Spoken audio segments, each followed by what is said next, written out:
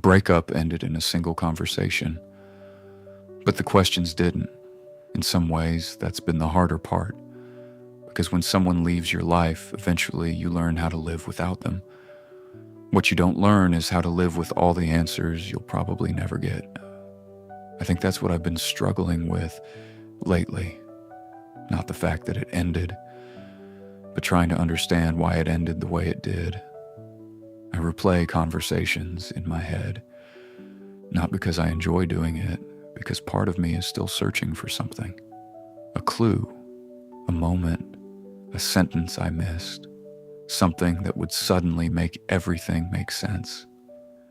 Sometimes I ask myself when things started changing, was there a moment she began pulling away? Did she know before I did?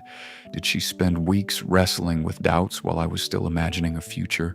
Or was it just as confusing for her as it was for me? The truth is, I don't know, and that's the problem. Most breakups don't come with a detailed explanation. They come with fragments, a few conversations, a few reasons, a few words, and then silence. Your mind takes those fragments and tries to build a complete picture, but sometimes there simply aren't enough pieces. One question keeps coming back to me. How can something feel so real and still not work? How can two people genuinely care about each other and still find themselves moving in different directions? When I was younger, I thought relationships ended because someone stopped caring, because someone lied, because someone betrayed the other. Life seemed simpler back then. Now I think some relationships end because two good people want different things, or need different things, or are simply standing in different places in life. That explanation makes sense, at least on paper. But emotions don't care about logic. Logic says I should accept it. My heart still wants answers. It still wants certainty. It still wants a reason big enough to justify the loss. Maybe that's why closure feels so elusive. Because closure isn't always something another person gives you.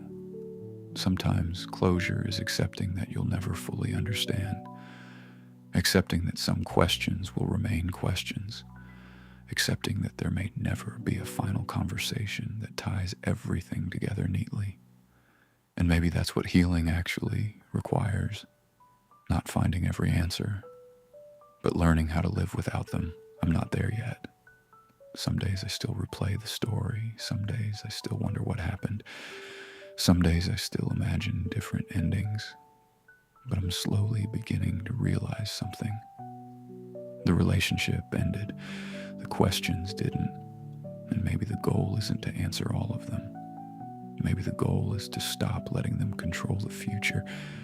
Because if I wait until every question is answered before moving forward, I might end up waiting forever.